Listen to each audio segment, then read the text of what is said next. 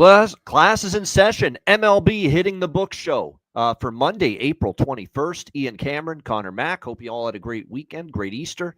If you celebrate it, we appreciate you guys joining us here for this Monday edition. It's a shorter show today, short Monday, I should say, MLB slate. But we'll jump right into it, and we will begin with the New York Yankees and the Cleveland Guardians. We've got Clark Schmidt for the Yankees, Gavin Williams for the Guardians. Yankees minus 125 road favorites, 8.5 the total.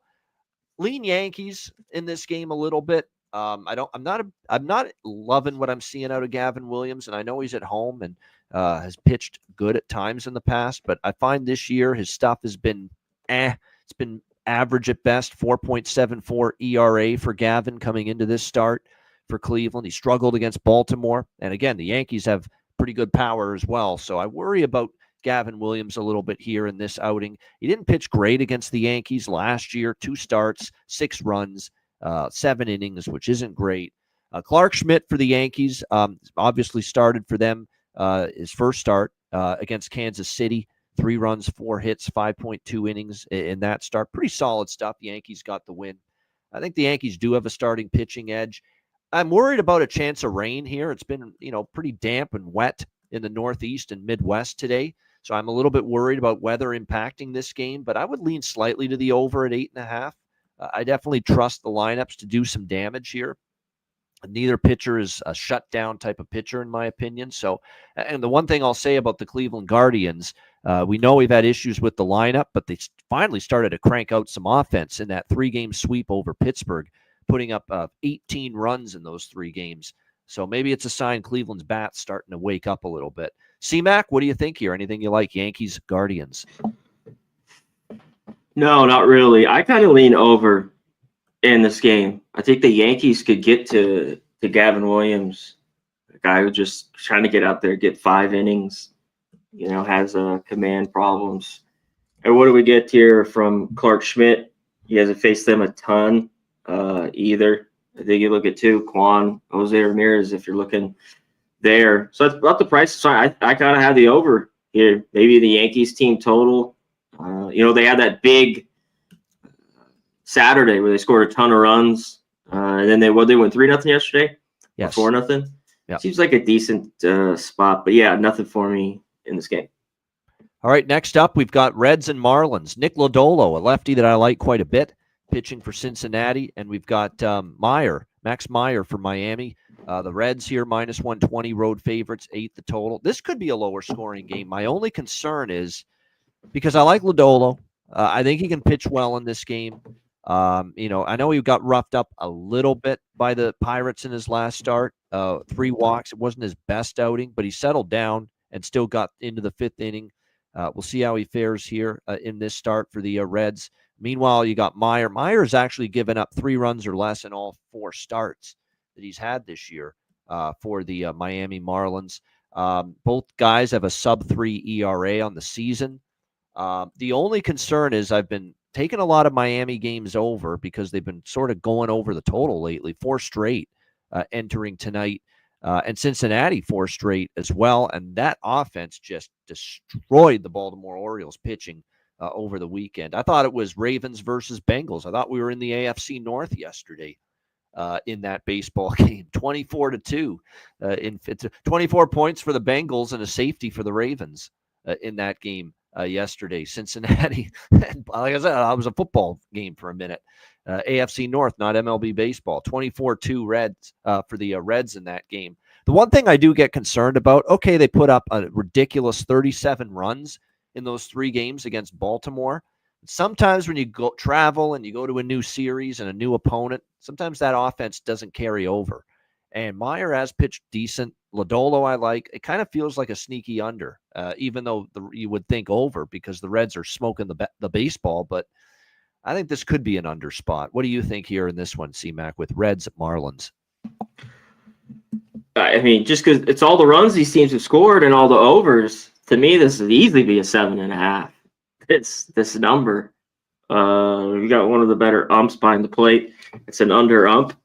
I have to take it. The series these teams have played to the over. You talked about Marlins are 14-7, been going over a bunch, but these are the 2 pitchers I want Yep. here. And after a team scores 25 runs, or what did they score? 24, 3 touchdowns and a field goal. 37 in the 3 games, 24 yesterday alone. 24 yesterday. God, I think they were a fade. Myers been solid. Lodolo's last start wasn't his best, too. I mean, didn't he give up 5 in that start? I mean, because his first few starts were so dominant. Yeah, I gave up 4. A couple home runs, 6 Ks, 1 walk. I think he's better here. Yeah, I like the under. And I like the Marlins. I think there's value. I know this Marlins team, they came back, got the win yesterday, but I think there's some value after the Reds just crushed. Everyone's seen that. They should. Why aren't they a bigger favorite here? Like this, this line I thought should be minus 140 with Lodolo or 150 or higher. It's not. So I think the Marlins are live here. San Diego, Detroit, Randy Vasquez, Keider Montero, the pitching matchup here. We've got the Tigers minus 145, road home favorites at Comerica Park, 8.5 the total. I did grab a little piece of the Tigers' first 5 full game split here, only because this has been a routine betting angle for me. And I know we've talked about this before. The team that played Sunday Night Baseball has to travel and play the next day without a day off. It's been a profitable angle. It's already been successful this year, taking the team or betting against the team that played Sunday Night Baseball and has to travel. And plus they go from Houston, where they played last night on Sunday Night Baseball, to Detroit. They actually lose an hour of time. They go from the central to the eastern time zone. So not only are you getting into Detroit late enough, following Sunday Night Baseball, but you lose an hour as well because you're going west to east, central to east time zone. So I think it definitely is a situational advantage for the Tigers here. Now, I'm not the biggest fan of Montero. And Vasquez has pitched a lot better than people expected. But and I'm not, like I said, enamored with Keider Montero's start. And we saw him pitch 5 days ago against Milwaukee. He got crushed. So that's the concern I have. But this is just a system play, if you will. Not that I, subscribe to a ton of system plays, but this is just a go-to CMAC for me. I just fade a team that played Sunday Night Baseball and has to travel with no day off. And for that reason, I'm on Detroit. What do you think here? Well, I mean, it's showing, too. This line's moving out now here, too. Yeah. I mean, this is all the way up. Just even in the last hour, this is up to 150 at some spots. I mean, circa, right, almost at 150. It just keeps creeping and creeping. So you're not the only person after all these years that have seen the Sunday Night Baseball fade. But I see, and there's got to be some money here coming on the Padres. The public's got to be seeing, this is the Padres. We talked about it on Friday, and they lost, 6-4 in that game versus the Astros. And then yesterday they played a tight one, 3-2. Padres get the win. It makes you think maybe first 5, because these pitchers are so awful. I think it's over, just over between these two guys. How do they not? Vasquez his strikeout to walk ratio is off. I mean, it's like 8-14. Yeah. I mean, he's walking kidding me? Guys, and he's getting away with it so far. Yeah. And he's been getting away with it. And I think he's due to get ripped in this game. This is one of my jacks here. Torkelson. How do you not? The guy's been red hot. This lineup, both these lineups don't look great. That's another reason why it's like, just take this over. And off the Sunday Night Baseball, a lot of those teams have come out flat. So I know the lineups kind of don't look great, but I think there's some runs with these bad pitchers. I think Montero gets hit a little bit, and Vasquez. Yeah, no doubt. It's going to be interesting. Luis Ariz is on the injured list. He had a collision with Mauricio Dubon. He was out cold, man. He was fucking scary. That was scary in that Astros series, what happened. So he's definitely not in the lineup tonight. I can tell you that. But it's day-to-day for him as far as when he'll be back for the Luis Ariz here for the San Diego Padres. One of the best leadoff hitters in baseball. He's just a guy that put the bat on the ball, gets the ball in play, which is key to a good leadoff hitter. Doesn't strike out a ton, and that's what makes him so good in that spot. All right, next up, we've got the Philadelphia Phillies and New York Mets. Nola and Nola. Aaron Nola here for the Philadelphia Phillies, and Tyler McGill here for the Mets. Mets minus 140. Home favorites at Citi Field, 8 the total. This is one I kind of like the over in a little bit. It's not the same Nola, man. And he's been vocal about it, that I'm not pitching the way I should be. And I got to find it somehow. And until he finds it, I'm either fading him or I'm taking the over. And that's the determination you got to make here. But Nola's not been good. He got destroyed by San Francisco in his last start. 7 runs, 9 hits, 5.1 innings. He now has a 6.86 ERA on the season. And then you flip it around to Tyler Megill here for the New York Mets, and he's been really good to start the year, especially at Citi Field. Actually, on the road, he can be a little bit more hittable. But at Citi Field, this guy has learned how to pitch pretty well. Yeah, he's been very good there. Really good at home. Shut out the Jays in 5.1 innings. No earned runs given up against Miami in his last home start. So 2 home starts, he's pitched well. And 1 point, sub 2 ERA overall, 1.42 on the. I like the Mets here. I just do. I took him first 5 full game split. You got to lay a little price here, but I still like the Mets here to get the job done. Nola's not in good form right now, and I lean to the over. The only concern is, can the Phillies do enough damage against Megill? And the one thing I'll say about Megill is, Miami's lineup, Toronto sometimes doesn't hit as well on the road.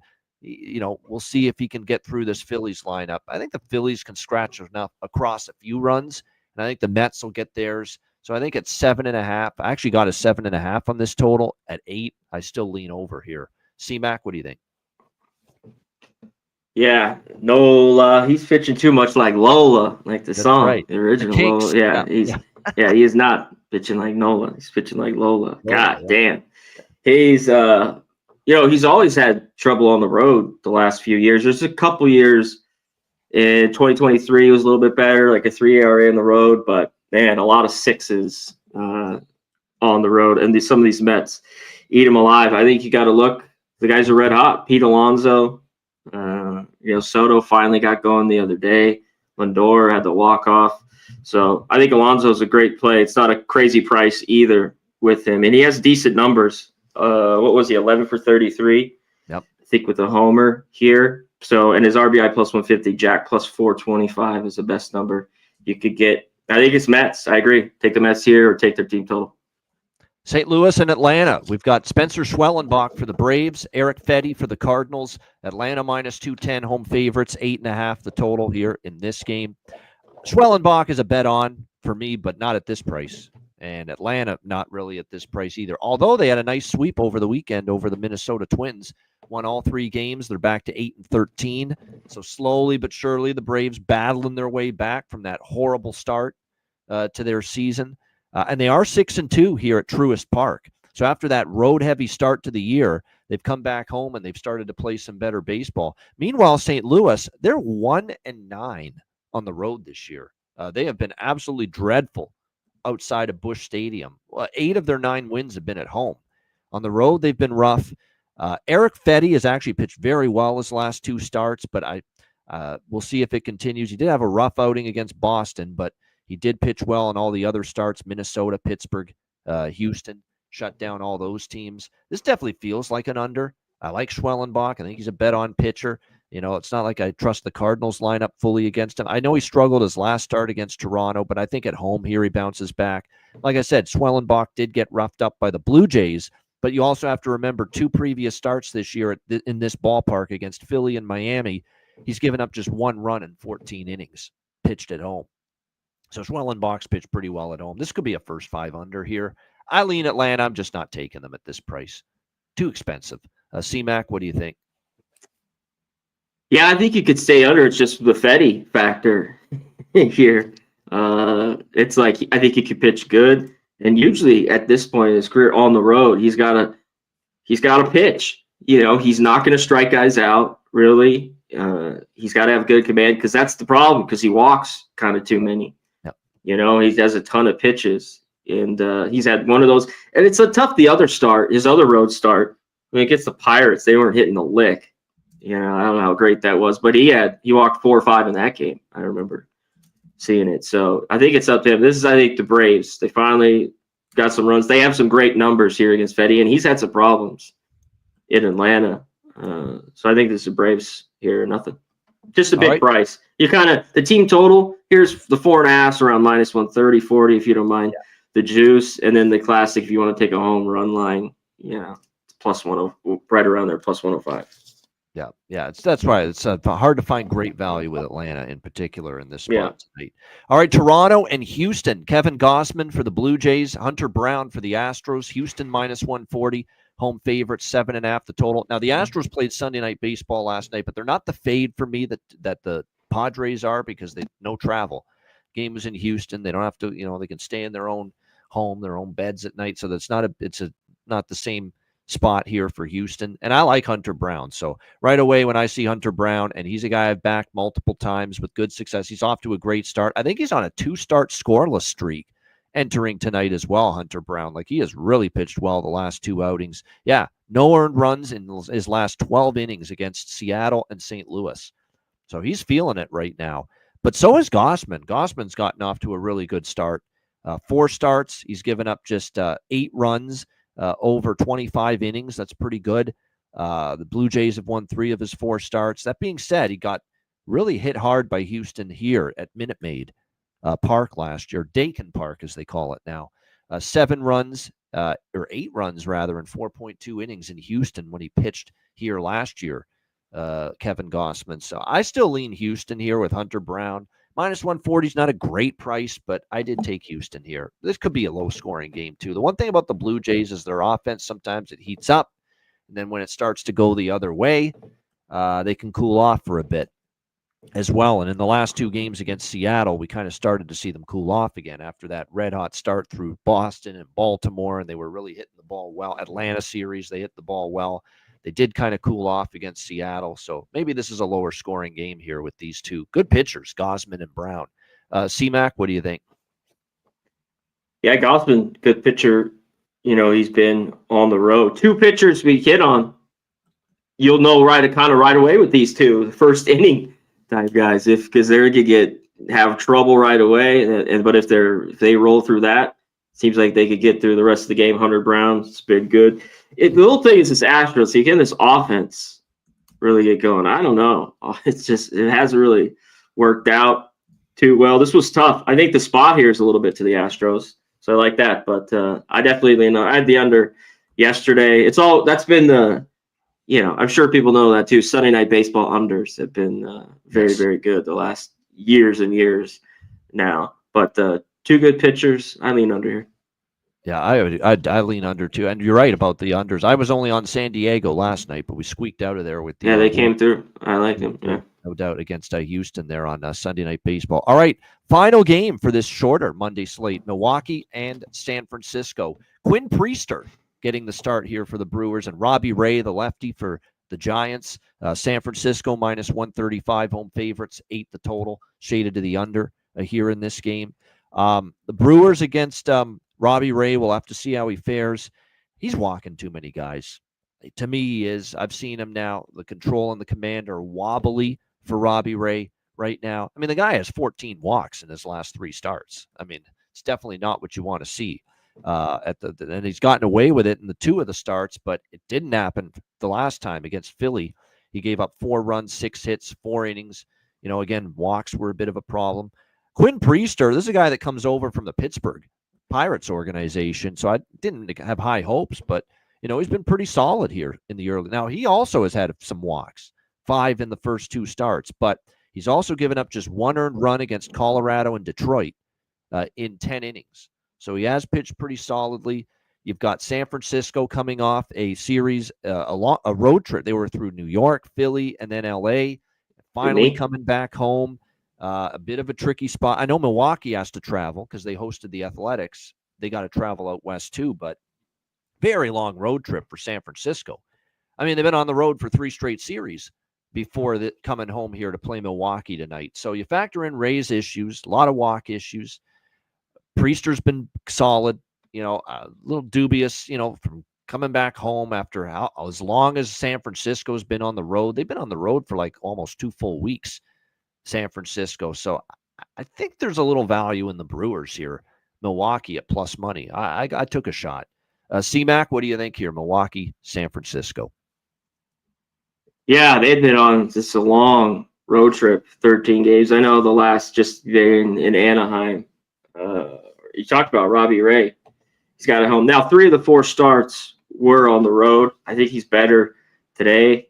I think Priester, he's going to get hit, but he looks good right now. And the Giants' bats are finally coming out. They were playing over. They were hitting like crazy. Yeah. And this lineup is just flat better, especially if they're healthy, than they've been the last few years. Just when you look at it with Adames and Lee, Chapman, Ramos. Lamont Wade hasn't even done anything. Flores has been pretty good to start the year. So and Fitzgerald at second. But I have to be on the under here. It just seems like Brewers just score 14 runs. They travel all the way out here. Under, and there's value. I'm saying this to me, double up, and I don't like to do it a ton. But I think there's value with the Brewers as well. I think they can hang this game in a low-scoring one. All right, Milwaukee for CMAC here as well with this one. All right, Jack of the Day, CMAC, home run props. It's a short slate, but anything you have in mind that you're liking with home runs? Yeah. I was going to have one more, but I'll give you those two I hit here. Torkelson plus 525 and Pete Alonso plus 425. Two Jacks. Jack of the Day. All right, there we go. Good stuff. Like it. For Jack of the Day here. As far as for me here for Jack of the Day, like I said, this is a tricky board because I'm not convinced this is as high scoring a set of games as we're maybe going to see later in the week. And there's a chance of some rain in some of these venues, so treading a little bit more cautiously here tonight as far as the home run props are concerned throughout the slate tonight. But there are a couple that I am interested in. We'll see with Trent Grisham, someone to keep an eye on. He hit one yesterday. That's 2 games in a row with a homer. Gavin Williams has given up a lot of hard contact right now for the Cleveland Guardians. And Trent Grisham might have some value for the Yankees to go yard plus 425, plus 450 in that range. I don't mind looking at that. Tatis Jr. for San Diego against in his start against Montero. Who, again, we do have some question marks about him. So Tatis has homered in back-to-back games. So there's a couple I'd maybe look at. Like I said, Trent Grisham for New York. Got some pop in that bat, and we'll see if he's able to go yard here for Jack of the Day on this Monday. All right, best bets, CMAC, to wrap things up. What do you like here for your Monday best bet? Yeah, I talked about it. I love this spot, travel, everything I just talked about. Brewers, Giants, under 8. Take it. Brewers Giants under 8 for CMAC with his best bet. My best bet, look, until Nola figures it out, I'm okay fading them. So give me the New York Mets. Minus 135 is the best price out there. Miguel's been great at home. Nola's even being honest with the media, saying I need some time to figure it out. So I like the Mets here to get it done. Minus 135 against the Phillies. That'll be my Monday MLB best bet. Shout out to the chat. Kirk Gray, Goryan Ninkovsky, Redbeard, Gerald Jones, Nick Alberto, Jorge Herrera, T. Moss, Old E, Big Scott, Derek Bop. I like that name. Derek Bop. Just sounds good saying it. But we appreciate you guys joining us on Skinny Bop. Remember that song from the 80s? Yeah, Poison. Yeah. Skinny Bop, Bop, Bop. Yeah. Bop, Bop, Bop. That's showing how old we're getting. But nevertheless, hit the like. Yes. Hit the like button. We appreciate it very much. Couple of geezers. I was going to say, then thanks for being here every day to join in a couple of geezers right here on the MLB. Appreciate it, guys. So we appreciate it. Yeah. We will be back tomorrow and Wednesday. We've got pretty full slates coming up the next 2 days. So make sure you join us again for the MLB Hitting the Book show. And we'll break down like I said, full slate. And there's not a single day game tomorrow. So it'll be a loaded Tuesday MLB card coming your way tomorrow. Hit the like button on the way out. For Connor Mack, I'm Ian Cameron. Have a great Monday night. Enjoy the games and good luck. And we will be back with you tomorrow on Tuesday, 5 p.m. Eastern, 2 p.m. Pacific, for another edition of the MLB Hitting the Book show. Until then, class dismissed. Peace.